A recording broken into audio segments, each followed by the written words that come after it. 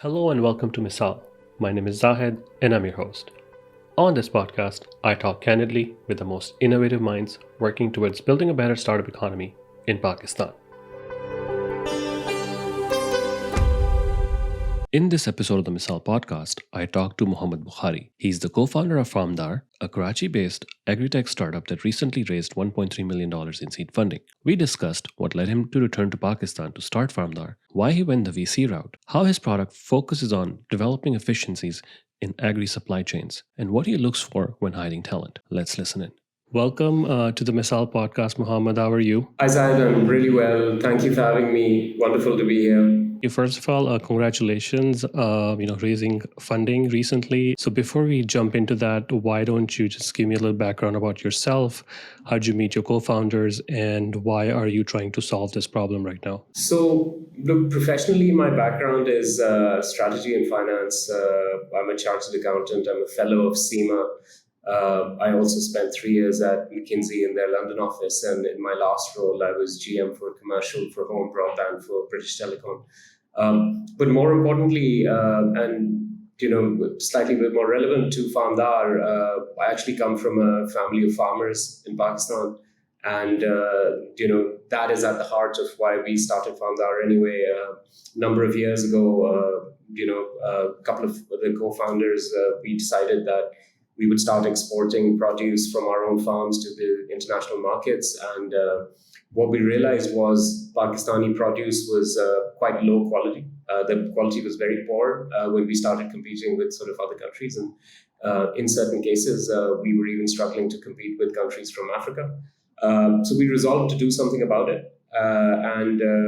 At the early stages, we focused on supply chain and we used cold chain and modified atmosphere packaging and even air freighting and things. And what we realized was until we fix the underlying quality, everything else is it's a sticky plaster, really. It's a temporary fix. It doesn't really affect your underlying quality.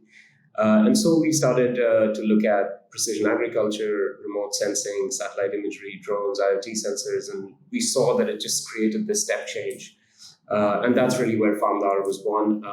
The three co-founders, we know each other, really, really well. Muzaffar and I have been sort of childhood friends.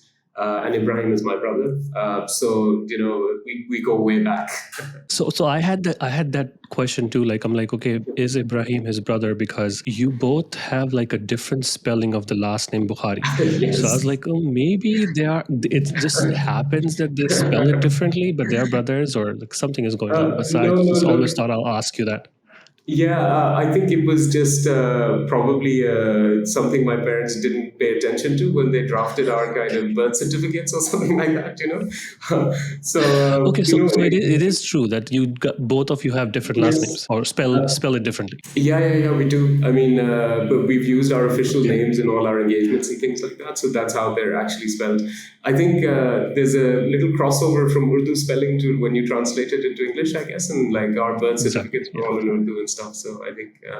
So one thing I noticed with Framdar is your domain is .co.uk. So is this something that you plan on change in the future, or are you going to stick with it? So look, we pretty much own all Farmdar .anything domains at the moment. We do have the Farmdar.pk domain, which connects directly to our web app. So our website currently uses the .co.uk domain.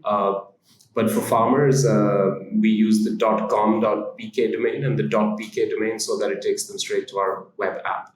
At some stage, we will, rationalize all of this and select kind of local domains and things like that. But I was actually in London when Farmdar was created. I've now moved back to Pakistan. I'm actually sat at the National Incubation Center in Karachi right now. When we initially sort of launched the company, the first domain we bought was the .co.uk domain, and we've still got it. How did the funding come about, and how did you approach Atif?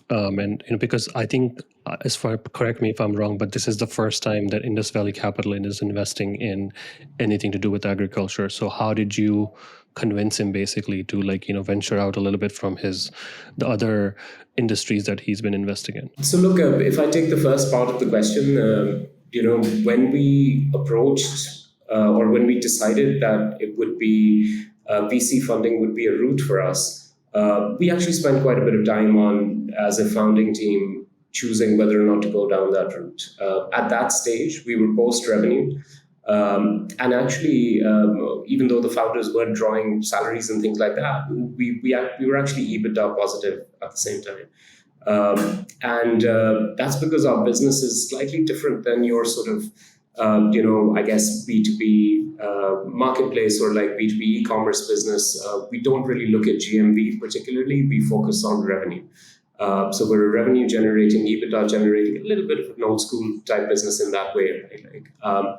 So for us, funding unlocked scale and speed, basically. And we really focused on how do we make a big impact and, one, start to reach out to more and more farmers. And then also, how do we now start to really build out products and invest in building out products, deep tech products that we can take to the B2B, channels in Pakistan and start to kind of monetize those.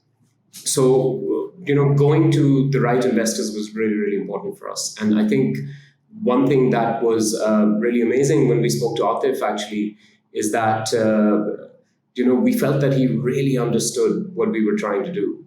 We spoke to quite a few investors who were very used to investing in, B2B e-commerce businesses, maybe logistics platforms and things like that, where it's very easy to scale very quickly. And, we were a little bit of a left field play for them, but it was wonderful with Atif because and very quickly he understood what we were trying to do. And I think he also realized that as a founding team, we were quite experienced. So, between Muzaffar, Ibrahim and I, we've each been working in either a professional capacity or with Ibrahim, he's been farming for the last sort of 15 plus years. So I would say that we were a little bit more experienced than your, average founder. And, I think Atif also appreciated that.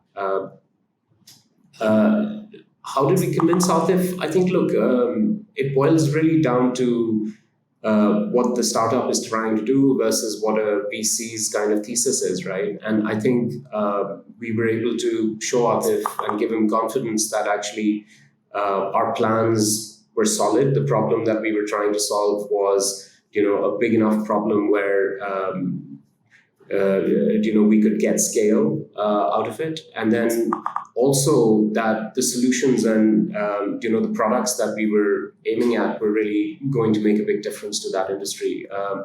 And of course, agriculture is a huge industry in Pakistan, right? Like what I tend to say about agriculture in Pakistan is, as a startup, we're always looking for what are unfair advantages in the market. And if you ask me, Pakistan's unfair advantage is agriculture. So I think it's absolutely, key to the Pakistani economy and to Pakistan and its place in the regional and global hierarchy.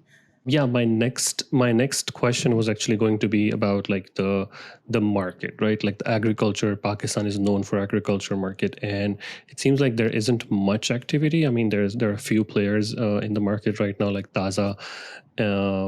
But it's like what you are doing is very unique. So when I first read about what you were doing, it was like, okay, I don't think anyone else is doing this as far as I know, at least not in the tech sense. And this is something really unique. So I'm pretty sure when you looked at the market, because you said you have experience with farms and it's in the family.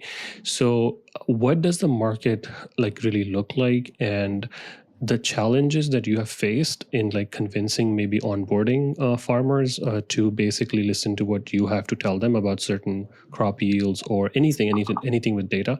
Like, what's that challenge been like, and how big is the market? In order to answer this question, right, like I think I have to introduce the two channels that we target. So our first channel is the direct to farmer channel, and our solutions to farmers are really aimed at helping them grow better with less. And then we have the B2B channel, and our products there really focus on supply chain efficiencies for enterprises in the agri value chain. If you look at the types of startups or even established organizations that are in the agricultural sector in Pakistan, there's actually loads of them, right? So if I start with sort of the established players, you have your sort of input companies like your fertilizer and chem companies. You have manufacturers like manufacturers of machines and implements, and some of these sort of fertilizer and chem companies actually have huge ground-based teams and huge advisory capability and things like that. So that already exists. Now, in the last sort of couple of years, there's also been startups that have started appearing on the scene in terms of, precision agriculture, providing services related to drones. This crop dusting is becoming more and more sort of popular. There's startups that are using sort of satellite imagery to provide analytics to farmers and things like that. Few and far between, but certainly there's players there. So where we fit in that segment is, think of us like a blood test and a diagnosis, right? We're a digital first company. We don't want to have a massive footprint. In our model, we don't have massive ground-based teams or indeed a huge advisory or prescription capability. What we do is the best test that's available to you and the best diagnosis. And what we want to do is then partner with these existing sort of setup in the agricultural sector, where our information can be taken and they can use it to actually come up with the best advice and the best prescription. So we really operate this sort of base layer of digital data that we are trying to create in Pakistan at the farmer level. Now, we do have agronomists and things like that will help farmers implement our reports, but our reports are really aimed at being quite universal. Even though we're a deep tech company, our actual products are designed so that really you don't even have to be tech literate, or indeed you don't actually have to be literate to be able to understand them and figure out how to action them. They're really aimed at farmers who are not educated. So they're self-explanatory, really. And then we're very collaborative, very open to partnerships, and we want to partner up with all these existing companies so that they can use our base level of data and then add their own value-added services on top. So that's us on the farmer side. On the B2B side, we're a lot more bespoke. So depending on what type of segment, we provide sort of data and analytics on demand at the moment, and in the future, we will use some of the funding that we've currently got to build a data as a service platform where there's going to be a subscription-based model where multiple industries can come, subscribe, and pick and choose the sort of data that they need. And in that segment, really, I think it's either a very underserved or an unserved market at the moment. So we see that segment as something where actually we are quite unique, and what we're offering is actually helping organizations quite a lot, because in a world where they actually start with no data at all, we now come and provide them very accurate data. So we massively increase their capability of decision making, and as a result of that, they're actually seeing some really amazing changes in their sort of supply chain efficiencies. So are you right now, it's just in like few cities, or how many cities are you currently operating in? So we have offices in collabs in Lahore. We have this amazing space here at the National Incubation Center in Karachi also available. And then we also have a small team in Islamabad. So our offices are Lahore, Karachi, Islamabad. However, our services are available nationally within Pakistan, irrespective of where a farmer is based. How big is your team right now? We're just over 20 people, 21 people as of today. Oh, you say it like it's not a big team. I would say for a startup, that's quite a few people.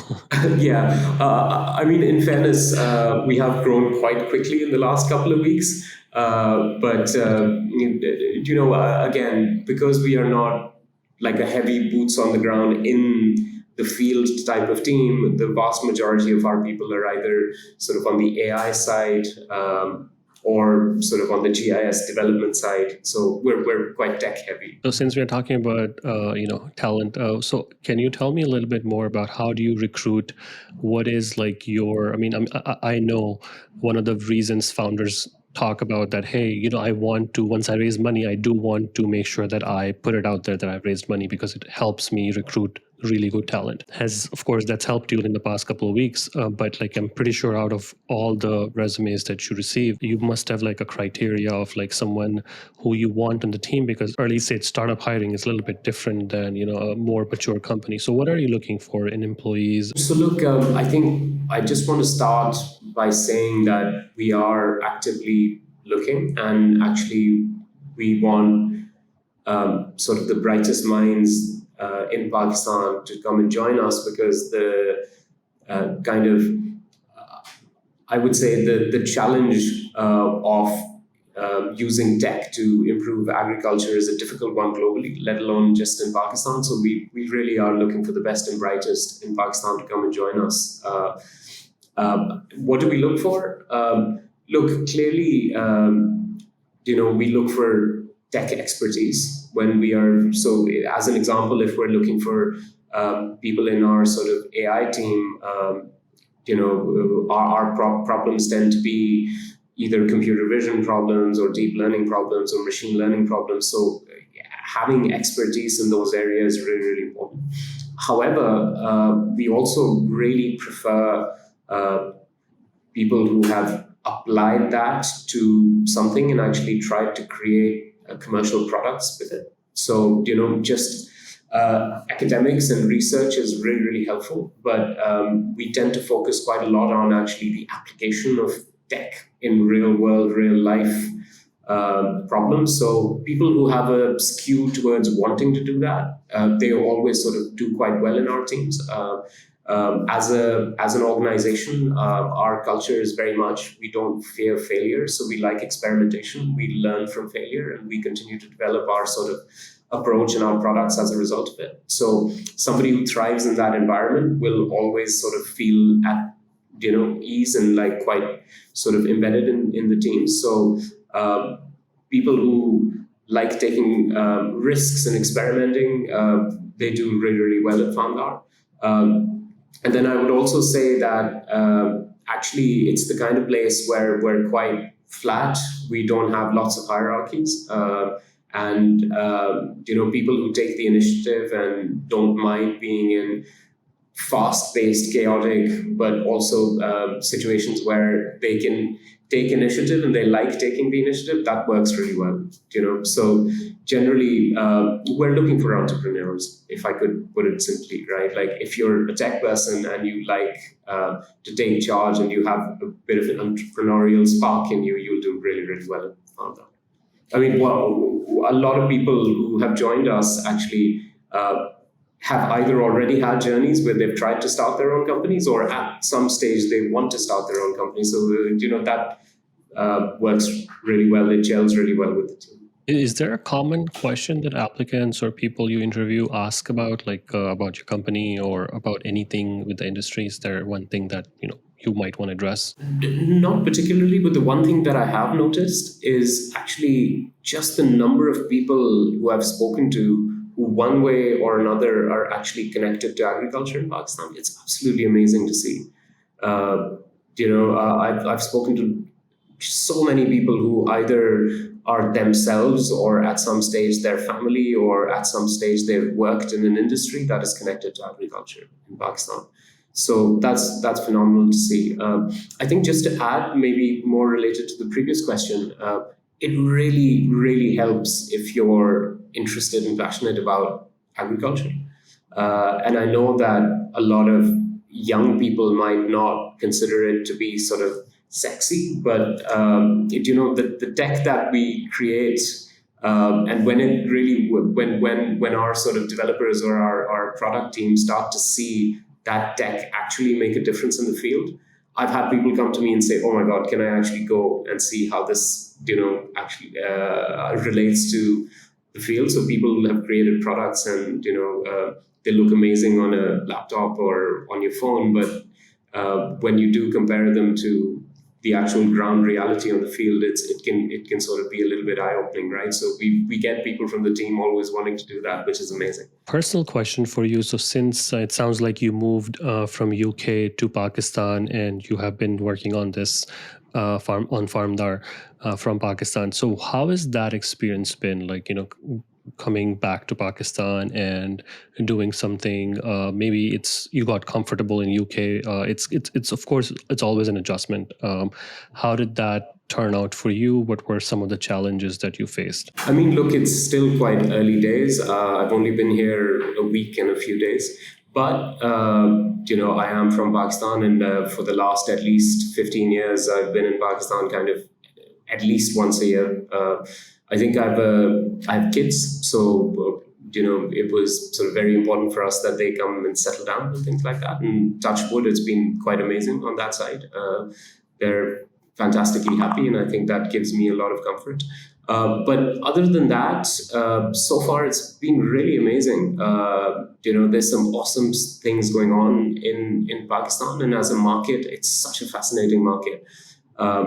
And particularly the startup scene in Pakistan is just fantastic, right? So it's amazing to actually come and physically be able to, be a part of that scene and be a part of actually promoting that scene. Like, one of the reasons that we absolutely love the fact that, we're partnered up with Atif is I think that he's done a phenomenal amount for promoting sort of Pakistan on the global scene. And, we as a company and as founders would just love to be able to support that as much as we can. But yeah, so far it's fantastic. I can't, it's amazing. Yeah, I mean, Atif is at the forefront of leading this Wapistani wave, which he's famous for. So, yeah, I mean, I'm not surprised that you find yourself back in Pakistan because, I mean, I think he wants to make bets on people who are doing that and who are willing to do that.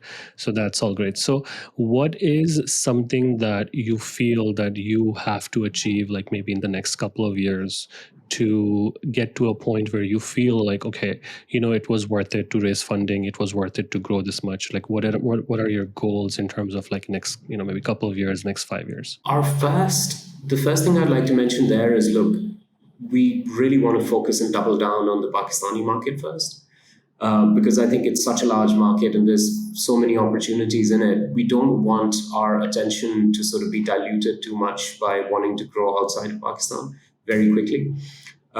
So we're quite focused on Pakistan, number one. Secondly, again, we have this sort of theme of aiming for the direct-to-farmer and the B2B channels at the same time. So we have a sort of direct-to-farmer number of farmers target in mind. So we have a North Star in terms of how many farmers we would try to reach.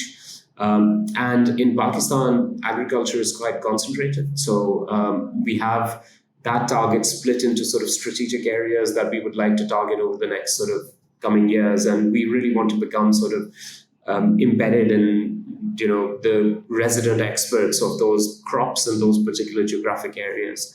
So our targets sort of split out that way. On the B2B side, I think it's very important for us to double down on our important segments within the B2B space. Now, initially, when we had sort of raised funds to begin with, or when we had at least started speaking to VCs, the landscape was quite different. And I mean the economic or, the state of the markets and things like that. There's a lot more uncertainty now. And we're just conscious that we don't want our footprint or our surface area to be quite wide, because agriculture on the B2B side in Pakistan is also quite diverse. So what we've decided to do is actually focus on our attention on our sort of key segments, which, for example, are food processors. We're going to be creating tech products, data to be able to serve that segment really, really, really well. And once we've actually done that, we will then start to sort of expand, laterally within the existing segments in Pakistan. Having said that, by the way, we're also part of Microsoft's Growth X Accelerator. And as part of that, we, alhamdulillah, have conducted already 2 successful pilots with a Turkish company called Koç. They're a massive conglomerate. They own Turk Tractor, which is Turkey's largest tractor manufacturer. And so we do intend to work with them because we're now moving quite close to a commercial agreement with them. So there will be 1 or 2 instances in which we will have, some work outside of Pakistan, but I envisage for the next 12 months at least, we will be extremely Pakistan focused, and we will also be very careful about what particular segments we are targeting, and we will try to become experts in those segments and then spread laterally. Well, this has been really informative for me because for me, like my experience with our agriculture in Pakistan is to the point where someone tells me like, aam ki peti aayi hai, kharid rahi hai. So for me, this was really good. In fact, my wife this morning was telling me like there is someone selling aam in this Facebook group. He posted a message like, oh, he has some, aam ki petiyan. And people were like losing their mind over that. So yeah, so for me, that's my extent of knowledge when it comes to Pakistani agriculture, which is basically and so this is really good. I mean, it seems like there's a lot of work being done on the ground, and you seem to be in the forefront of this, and like what you're talking about, which is always good. So yeah, best of luck, and hopefully, like we'll hear soon in a couple of years. Maybe you raise another round, and wish you all the best and all the success. Wonderful. Zaid, thank you so much for having me on. Your ARM example is actually, again, one of the reasons why I absolutely love being in Pakistan. In addition to ARM, there's also Jamun. It's season for Jamun and Falsa and things like that, which I haven't had in like many years. So another positive for being back here in Pakistan. But look, so wonderful to be on here. Thank you so much for having me on. Thanks for listening to the Misaal podcast. I hope you enjoyed the podcast and will thank me by writing a review or sharing it on social media. Make sure you follow and subscribe so you don't miss the next episode. Thanks again. See you soon.